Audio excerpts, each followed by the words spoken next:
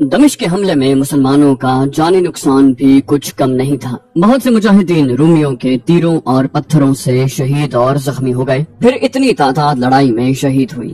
شرحبیل رضی اللہ عنہ پریشان سے ہو گئے اور خالد رضی اللہ عنہ کے پاس گئے۔ شرحبیل رضی اللہ عنہ نے خالد بن ولید کو لڑائی کی ساری رویداد سنائی اور یہ بھی بتایا کہ رومی سالار توما اگر مرا نہیں تو وہ لڑائی کے لیے ناکارہ ہو گیا ہے۔ انہوں نے یہ بھی بتایا کہ ان کی کتنی نفری شہید اور کتنی نفری زخمی ہوئی ہیں۔ اگر رومیوں نے ایسا ہی ایک اور حملہ کیا تو شاید وہ ہم نہ روک سکیں۔ شرحبیل رضی اللہ عنہ نے خالد رضی اللہ عنہ سے کہا، مجھے کمک کی ضرورت ہے۔ خالد رضی اللہ عنہ نے کہا، حسنہ کے بیٹے، ایسا حملہ کسی اور دروازے سے ہم میں سے کسی اور پر بھی ہو سکتا ہے۔ کسی بھی دستے کی نفری کم نہیں کی جا سکتی۔ ابن حسنہ خدا کی قسم تو ہمت ہارنے والوں میں سے نہیں تھا۔ کیا آپ نے اتنے زیادہ ساتھیوں کے خون نے تیرا حوصلہ کمزور کر دیا ہے؟ شرحبیل رضی اللہ عنہ نے کہا، نہیں ابن ولید، اگر مجبوری ہے تو میں ایک آدمی کی بھی کمک نہیں مانگوں گا۔ خالد رضی اللہ عنہ نے کہا، میں تجھے تنہا نہیں چھوڑوں گا۔ تجھ پر حملہ ہوا تو ہم دیکھتے رہیں گے۔ اگر حملہ تیری برداشت سے باہر ہوا تو زرار تیری مدد کو پہنچے گا۔ پھر بھی ضرورت پڑی تو میں آ جاؤں گا۔ تیرے پاس جتنی بھی نفری رہ گئی ہیں اسے تیار رکھ۔ رومیوں کے سالار کو اگر آنکھ میں تیر لگا ہے تو 1-2 دن رومی باہر آ کر حملہ نہیں کریں گے۔ یہ رائے صحیح نہیں تھی۔ توما نے ایک معجزہ کر دکھایا تھا۔ وہ صحیح معنوں میں جنگجو تھا۔ چونکہ وہ شاہی خاندان کا فرد تھا اس لیے سلطنت روم کی جو محبت اس کے دل میں تھی وہ قدرتی تھی۔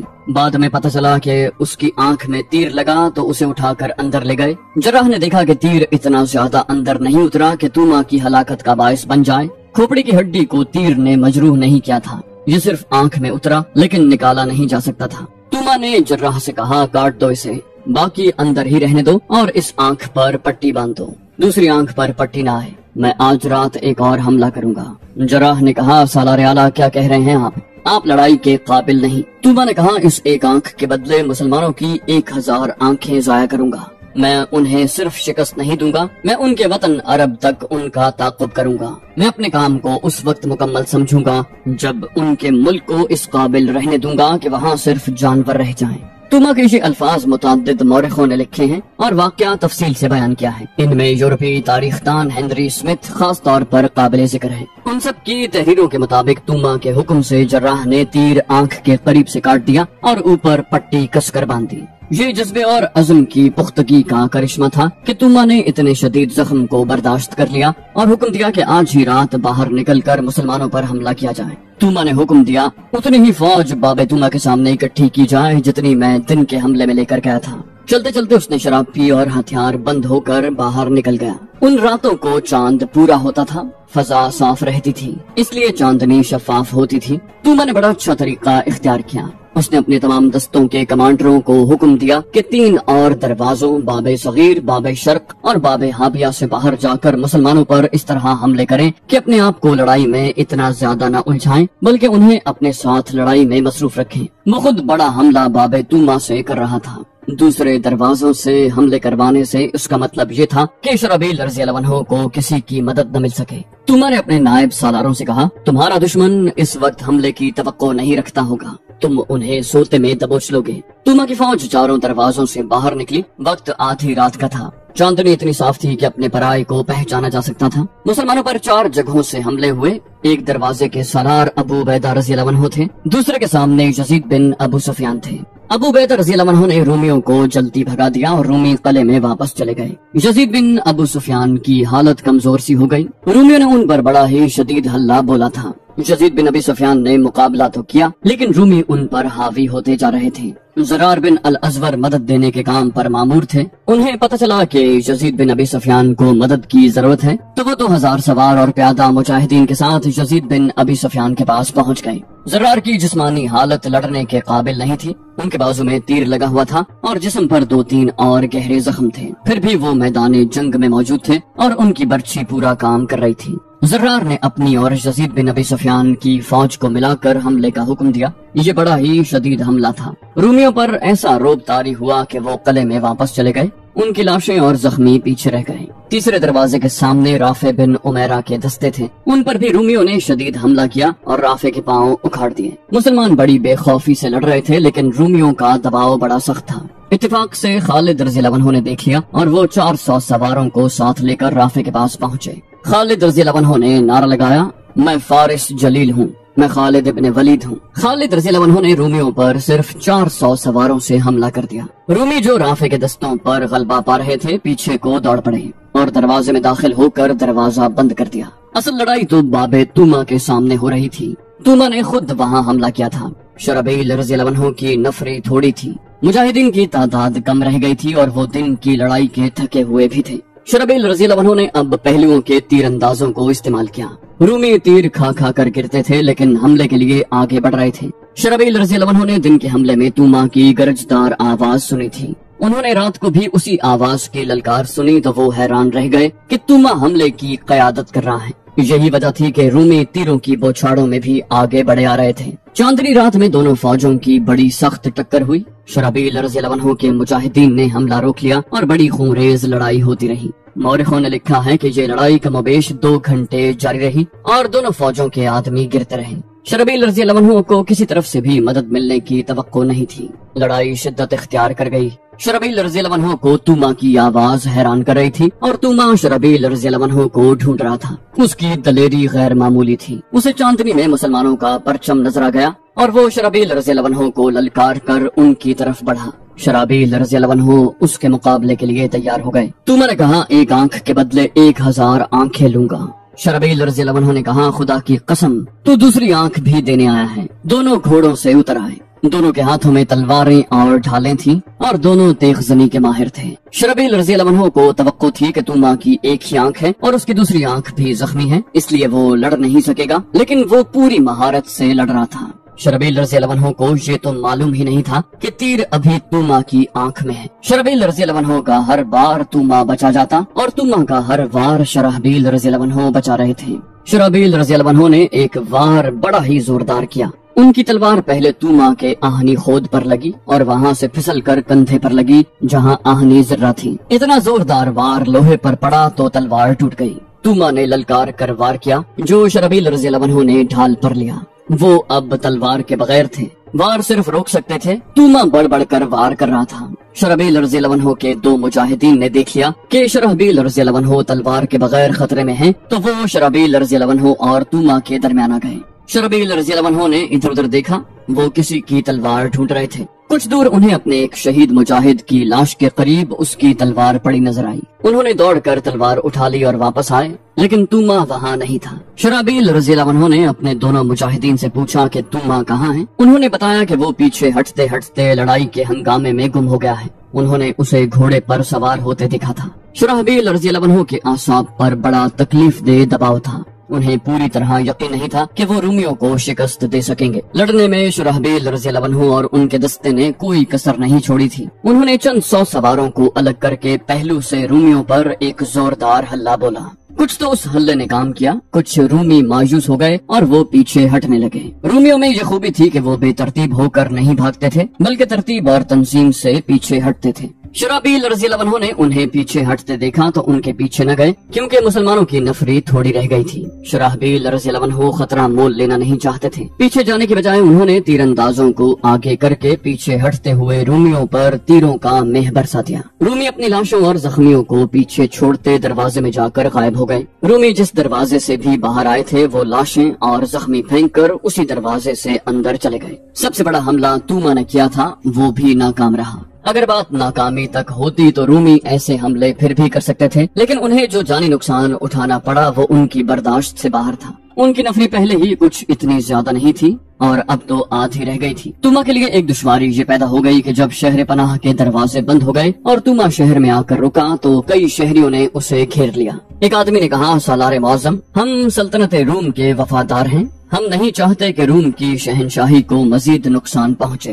ہم پہلے ہی عرض کر چکے ہیں کہ مسلمانوں کے ساتھ صلح کی بات کی جائے۔ ایک اور نے کہا، شہریوں میں جو بے چینی اور بد امنی پھیل چکی ہے اسے آپ نہیں دیکھ رہے۔ فوج جو نقصان اٹھا چکی ہے وہ آپ کے سامنے ہے اور آپ خود بھی زخمی ہیں۔ خطرہ ہی ہے کہ شہری جو اب نیم فاقہ کشی تک پہنچ گئے ہیں اپنی ہی فوج کے لیے نقصان کا باعث بن جائیں۔ توما جابر قسم کا سالار تھا۔ اس کی دلیری اور عزم کی پختگی میں کوئی شک نہیں تھا، لیکن اس کی حالت یہ ہو گئی تھی کہ جو شہری اس کے ساتھ بات کرتا وہ اس شہری کی طرف دیکھنے لگتا۔ یہ وہ توما تھا جو کسی کی بات برداشت نہیں کرتا تھا۔ اس کے چہرے کے تاثرات میں شکست صاف نظر آ رہی تھی۔ اس نے اپنی اس آنکھ پر ہاتھ رکھ لیا جس کے اندر تیر کا ایک ٹکڑا موجود تھا اور اوپر پٹی بندھی ہوئی تھی۔ صاف پتہ چلتا تھا کہ اسے یہ زخم پریشان کر رہا ہے۔ اس نے ہاری ہوئی آواز میں کہا، مجھے سوچنے دو، میں صلح کر لوں گا، لیکن ایسی کوئی شرط نہیں مانوں گا جو روم کی شہنشاہی کی تذلیل کا باعث بنے۔ دراصل توما ذہنی طور پر شکست تسلیم کر چکا تھا۔ اس کے سامنے یہی ایک مسئلہ رہ گیا تھا کہ کوئی ایسی صورت پیدا ہو کہ مسلمانوں کے ساتھ باعزت سمجھوتا ہو جائے۔ مورخوں کے بیانات کے مطابق اسے کسی نے یہ بتایا تھا کہ مسلمانوں کے نائب سالار ابو عبیدہ رضی اللہ عنہ نرم مزاج اور صلحجو انسان ہیں، اگر ان تک رسائی ہو جائے تو باعزت سمجھوتا ہو سکتا ہے۔ خالد رضی اللہ عنہ کے متعلق وہ جانتا تھا کہ وہ مکمل شکست اور ہتھیار ڈالنے سے کم بات نہیں کرتے۔ توما نے اپنے مشیروں کو بلایا۔ باہر مسلمانوں کی کیفیت یہ تھی کہ ان کے حوصلے بڑھ رہے تھے اور وہ للکار رہے تھے کہ رومیوں شہر ہمارے حوالے کر دو، لیکن شہر میں داخل ہونے کا کوئی ذریعہ نظر نہیں آتا تھا۔ خالد رضی اللہ عنہ نے فیصلہ کر لیا کہ مجاہدین کو 1-2 دن آرام کے لیے دے کر شہر کے دروازے توڑنے کی یا دیوار میں سرنگ لگانے کی کوشش کریں گے۔ صبح طلوع ہوئی تو اللہ نے ایک غیر مسلم کو خالد رضی اللہ عنہ کے سامنے کھڑا کر دیا۔ یہ ایک یونانی تھا جس کا نام یونس ابن مرقس تھا۔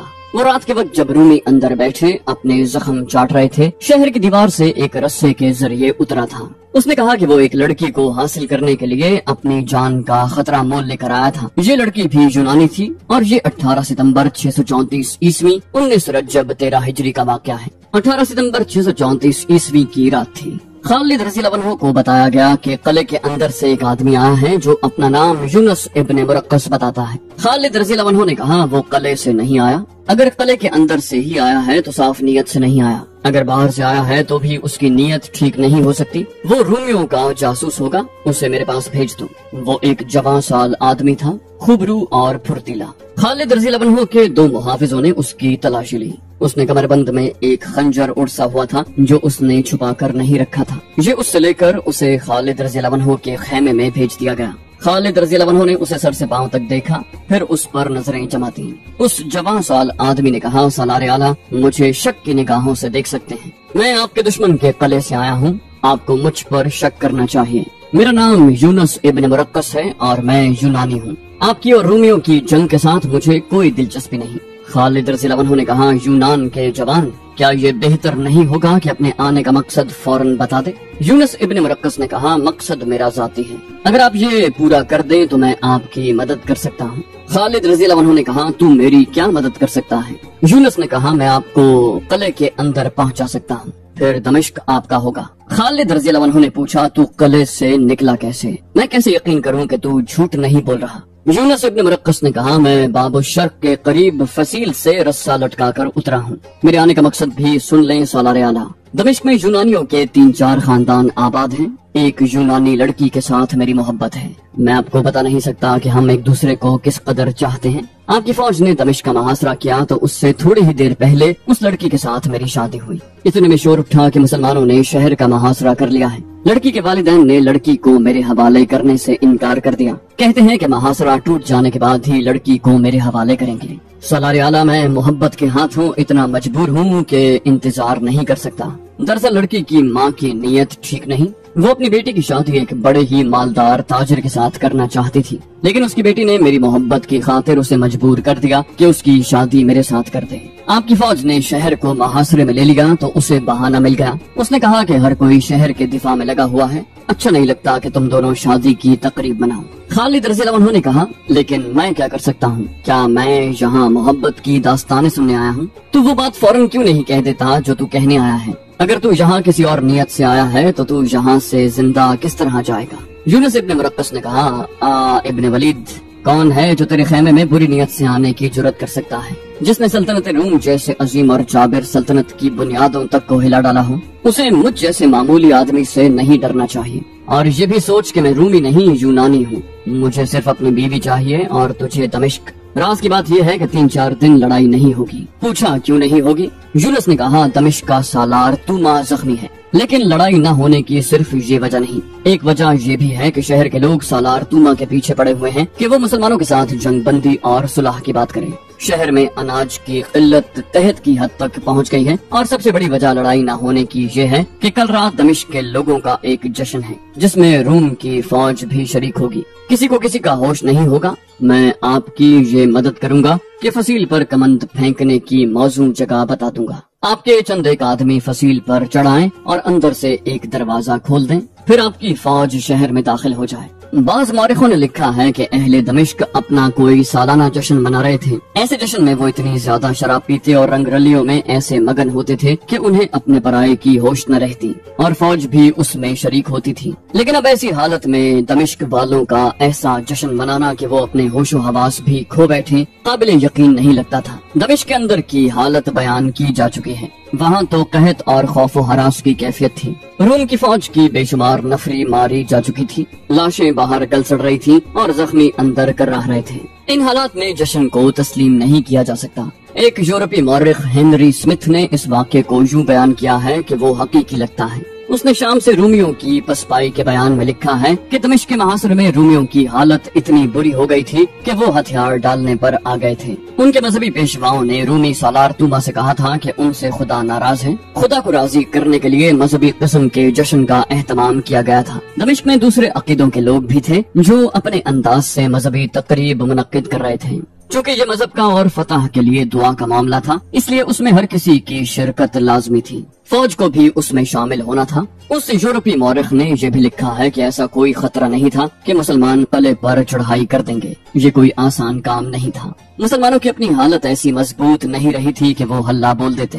یہ تو خالد رضی اللہ عنہ کا عزم تھا اور انہیں اپنے تمام سالاروں کا بھرپور تعاون حاصل تھا کہ دمشق کو چند دنوں میں سر کرنا ہے۔ یونس ابن مرقس کے متعلق تمام مورخ متفق ہیں۔ اس نے خالد رضی اللہ عنہ کو قائل کر دیا کہ وہ انہیں قلعے میں داخل کر دے گا اور اس کے عوض وہ صرف یہ چاہتا ہے کہ اس کی بیوی اسے دلا دی جائے۔ خالد رضی اللہ عنہ نے اس یونانی پر اعتبار کر لیا اور اسے سب سے پہلے اسلام کی دعوت دی۔ یونس نے کہا، میں نے اسلام کے متعلق بہت کچھ سنا ہے، لیکن مجھے کوئی بتانے والا نہیں تھا اور میرا ہاتھ تھامنے والا کوئی نہیں۔ مجھے اپنے پاس رکھے، میں اسلام قبول کرتا ہوں۔ کیا مجھے اپنا نام بدلنا پڑے گا؟ خالد رضی اللہ عنہ نے کہا، نہیں، تمہارا نام پہلے ہی اسلامی ہے۔ خالد رضی اللہ عنہ نے اسے مسلمان کر لیا اور اس سے پوچھنے لگے کہ کمند کہاں اور کس طرح لگائی جائے اور اندر کی طرف سے دروازے کی حفاظت کا کیا انتظام ہے۔